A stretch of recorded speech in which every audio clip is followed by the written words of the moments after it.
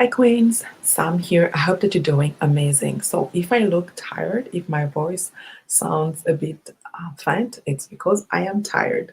It's the end of the day here. The kids just went to bed, and I really wanted to record this video because honestly, I do not know when I'm going to have the time to record it, and I really wanted to share this with you. And my video today is going to be about the cost of being a single person. So we are hearing everything out there about how young people essentially might not be able to buy houses, how things are expensive for them. They might not have all the opportunities that essentially their parents and grandparents had and everything.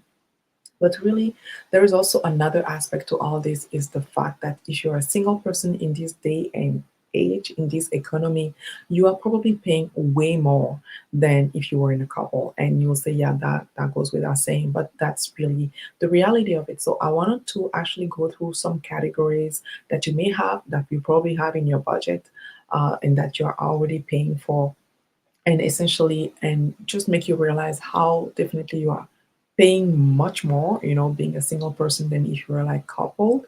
And we'll look at, different strategies, things that you can actually put in place to lower, that cost and being able also to get a bit of a breather in your finances. So the first category will be housing, right? So we all need somewhere to live, a place to put our head, a bed to sleep in, and a place to just come back to at the end of the day after work. So housing, it's either you are renting or that you are actually owning a place. And most of us, we actually do have a mortgage.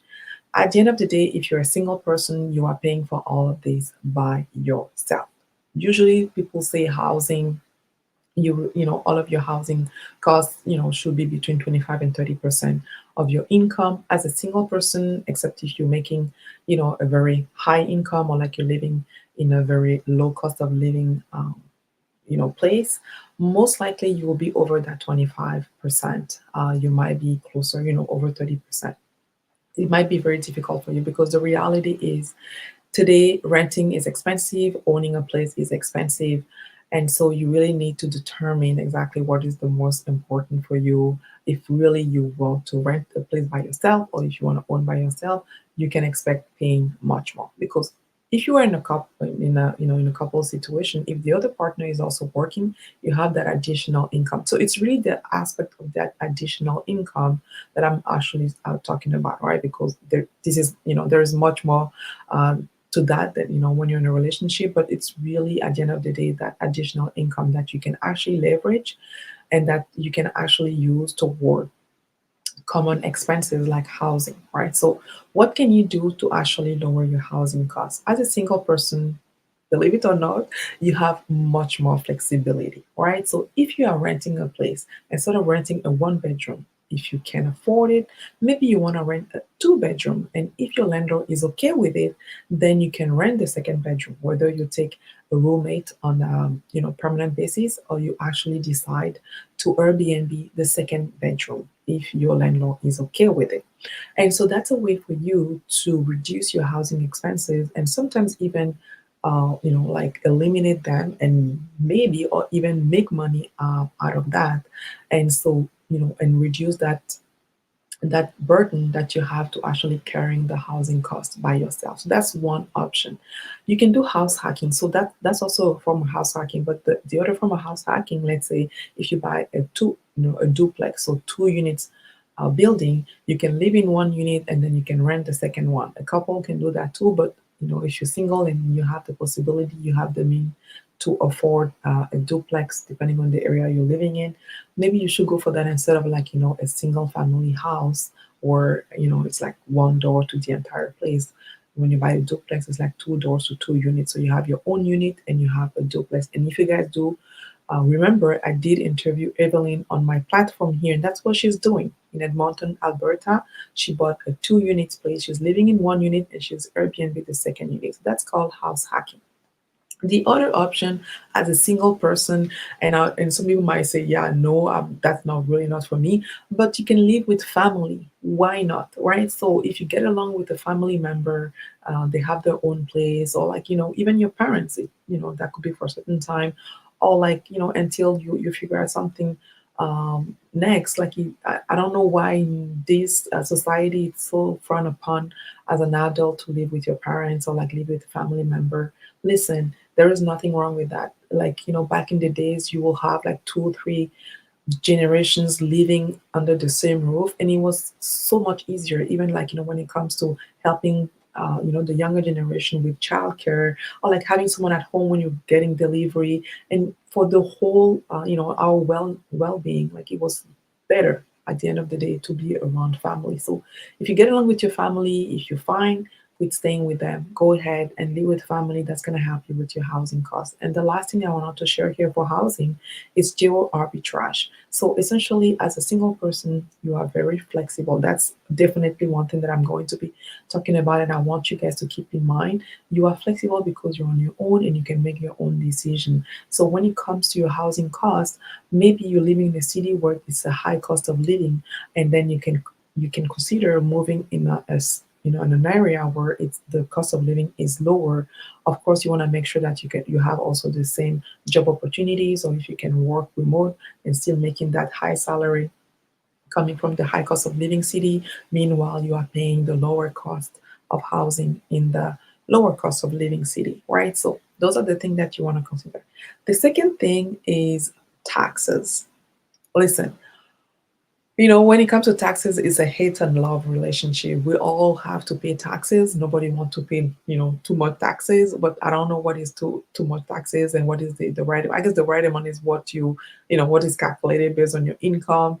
Each year you have to pay that. As a single person, you can expect paying much more taxes relatively to a couple, because as a couple, like this society, the tax system, all of it has been designed. For couple, like ideally for couple with kids. Like when you look at least I'm gonna speak for Canada because that's the system that I'm the most familiar with. When it comes to some subsidy or like having some opportunities to definitely reduce your taxes or have access to some help. Those type of thing, like it's much more available to couples than like to a single person. So you need to become very like you need to find a way to optimize your taxes. So whomever is doing your taxes, you want to make sure that they're aware of maybe some tax break, right? Like let's say if you're renting, I know if you're renting and up until a certain level of income, you can get a bit of a tax break coming from that. So as a single person renting, you may be eligible for that. So there may be a few things that is available to you, but at the end of the day, do expect to pay more taxes as a single person relatively to couples. The third aspect is food, right? So we all need to eat as well. As a single person, it's either you're gonna be buying things in bulk, or you get a bit of like the pricing is okay, but at the end of the day maybe you don't have time to eat everything, and unfortunately things will go to waste.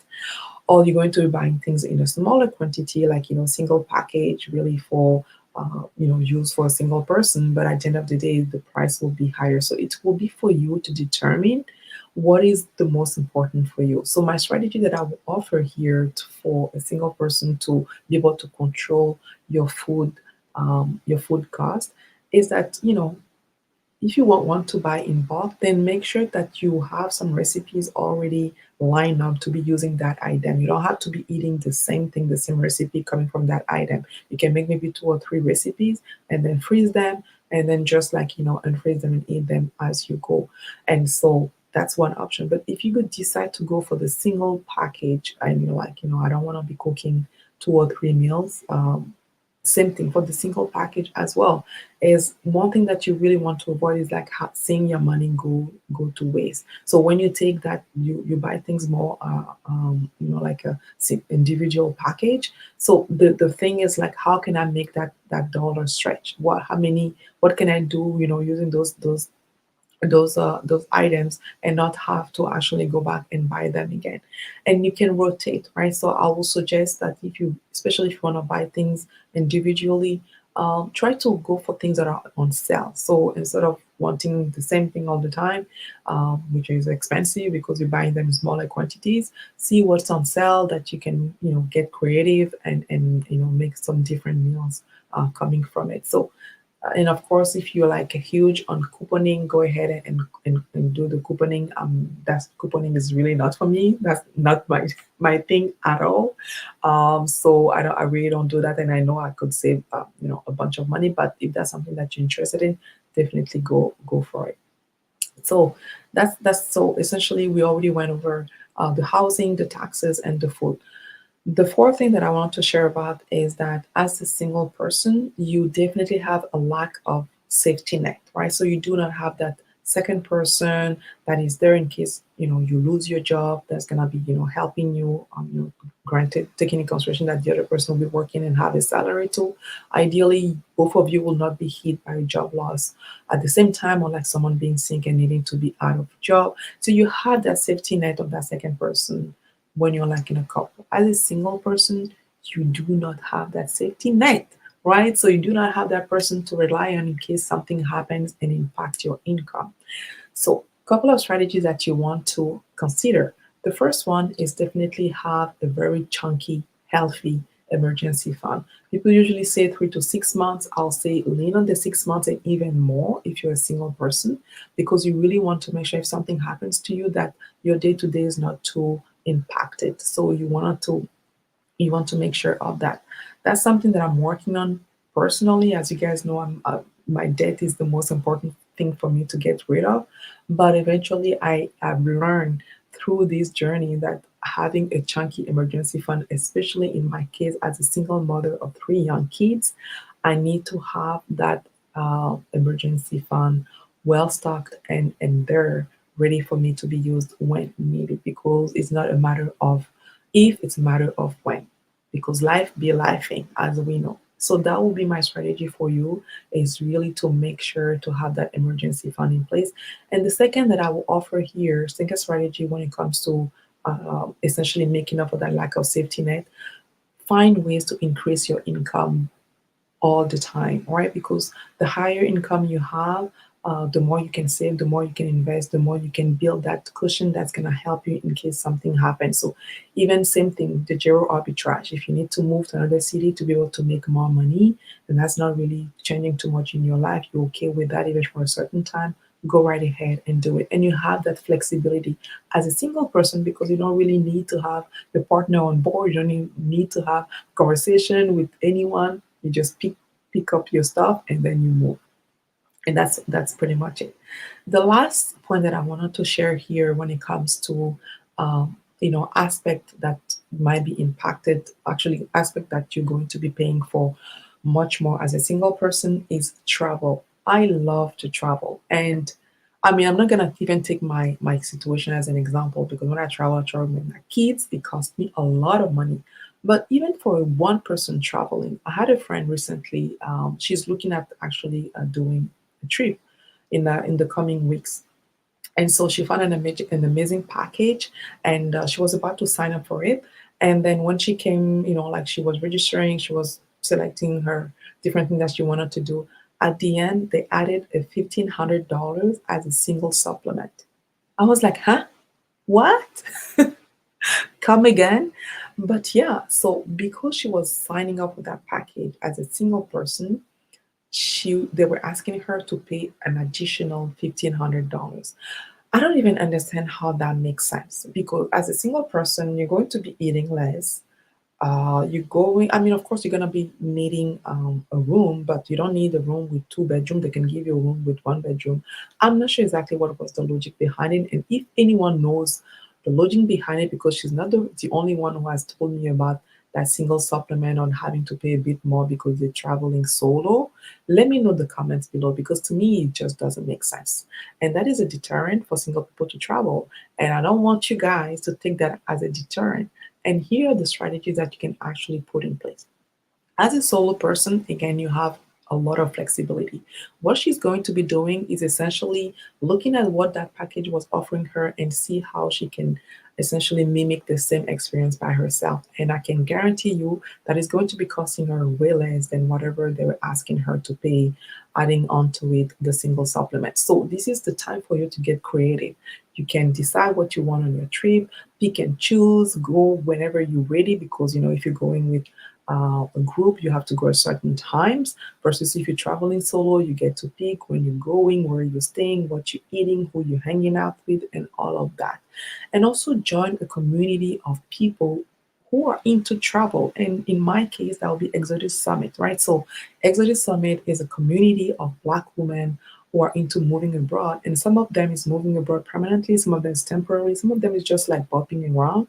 But if you're looking for a community of Black women who are into traveling and can give you tips and tricks on how to make your travel, like very cost effective, and even if you're traveling solo, this is the community for you. They do have a Facebook group. You go ahead, you sign your request to join the group. You have to be a Black woman, so don't go trying if you ain't a Black woman, right? Don't go trying. It's for Black women only, and make sure that they can see a picture of you on your profile where they can confirm that you're a Black woman. But this is the community that you will need if you're a solo person, a Black woman, and you're into traveling and you're looking at all of those prices out of there and it doesn't make sense for you and people are penalizing you because you're a single person, you go right ahead. Right? So there you have it. So 100% as a single person, we are paying much more in this economy. However, there are strategies that I've shared with you here, things that you can do to actually reduce your expenses and still enjoy life as a single person. You do not need to be coupled, right? So no, I'm not saying that don't go. You have to go and couple with someone to be able to reduce your expenses. There is a way to make it happen as a single person. So there you have it. Again, if you have anything to share on what I've actually touched on here, the categories, or if there are any category that I forgot about, let me know in the comments below. Again, I hope by now you already liked the video and that you have subscribed. Do share with anyone that you know who's a single person and might be struggling with their finances and they want to learn more, how to actually implement some strategies to reduce their expenses. Do share with them. And the last thing that I'll say before leaving you guys is that the Wealthy Black Women Summit is happening this year on November 16th. I'm super excited. I'm working on finalizing the lineup of speakers, so stay tuned. I shared in the comments below, sorry, the description of the video here, where you can actually put your email address so we can keep you updated as we are finalizing the last details on the event, and you guys will be the first one to know when the early bird price goes out, the tickets are out. You'll be the first one to know because there will be limited a number, of course, of early bird tickets. So if you want to be the first one to know about it, make sure to put your email in the on the link that I put in the show notes here, and that's pretty much it. Thank you again for watching, and until next time, keep on building wealth. Bye bye.